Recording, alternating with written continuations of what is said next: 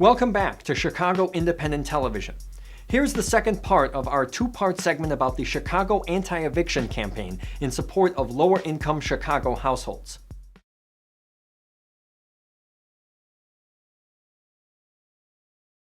We're out here today with the Chicago Anti-Eviction Campaign, a group of organizations that came together along with residents from across the city who felt that it was inhumane and immoral to be evicting single mothers, people on fixed income.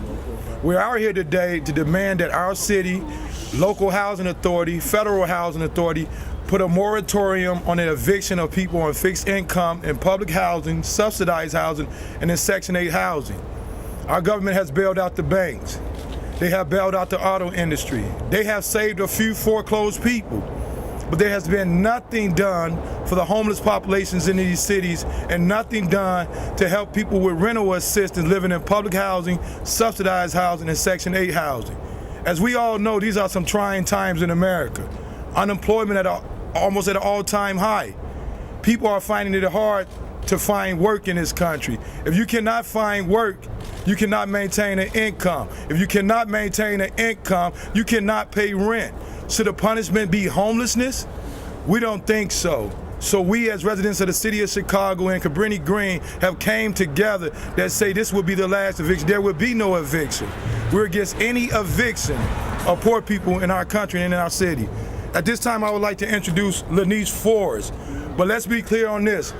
We are all Lanice Forrest, be it today or tomorrow. This can happen to any of our loved ones. Yes. Thank you. Hello, I'm Lanice Forrest, and I just came out to thank everybody for coming out and helping me in my situation.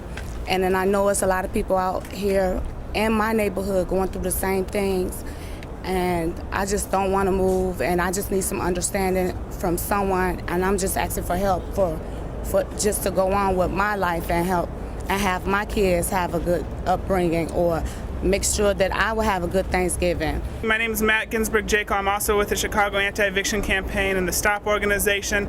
This is just the beginning. Whenever the sheriff comes, they will find resistance here. After the sheriff leaves, if they come here when there's not enough people, we will move Lanice back in this apartment, because this is a statement that from here on out, no evictions will be tolerated based on economics in the city of Chicago. The sheriff, Tom Dart, did a lot when he refused to evict tenants out of foreclosed homes. We saying have a heart for the people at the bottom. Refuse to evict this young lady living in public housing. She deserves a home.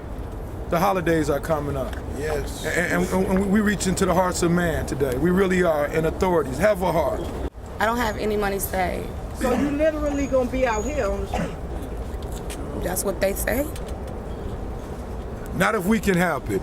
This is a real community. One thing about Cabrini, we're one Cabrini, we one community. You know, we're not gonna let our residents go homeless over here. We're gonna do whatever it takes to make sure Lanice is not homeless this winter. Whatever it takes. A lot of people are talking about hope and about change, but unfortunately for the people at the bottom, things remain the same. And so we can't wait anymore for anybody else to implement our human rights. We can't wait anymore for anybody else to come on and implement the law or implement what's right. We need to do it ourselves. And so that's what the Anti-Eviction Campaign is about. This is just a Chicago chapter of a global movement.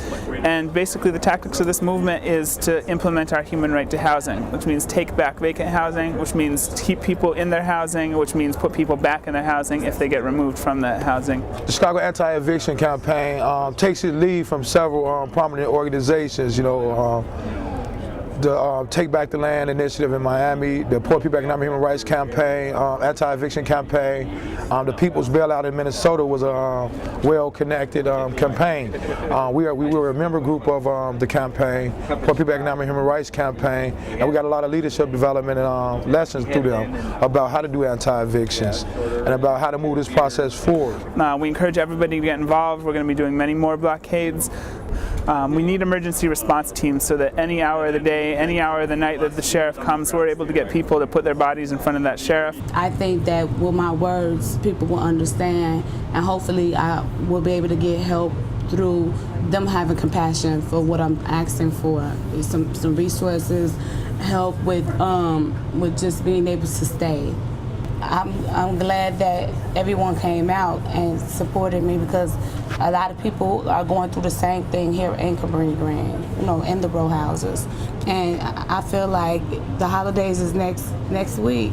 Everybody needs to have some kind of peace of mind, some help, you know, understanding.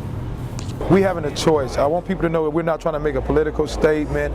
This is a movement building in America. We have to take our own destiny into our own hands. We have to defend each other. The government won't do it. The private institutions won't do it. Elected officials won't do it. It's going to take a people's movement to do it.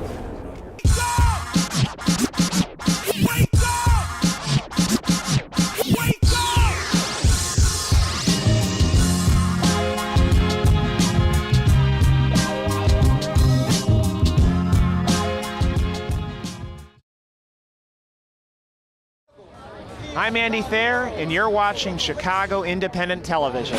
I see the soul of a nation, must be true 'cause I've seen it on TV.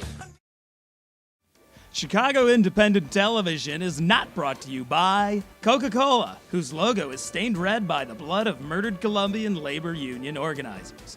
Learn more at killercoke.org. Coke, the drink of the death squads. Nor by McDonald's. Environmental destruction, unhealthy food, low wages, and repressed labor rights. And lawsuits against people who talk about it. Learn more at McLibel.org.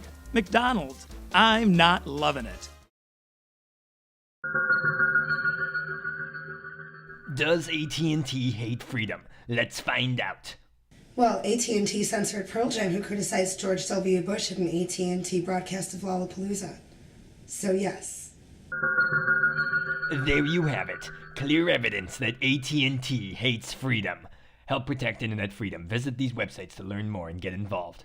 AT&T, your world, delivered for a price.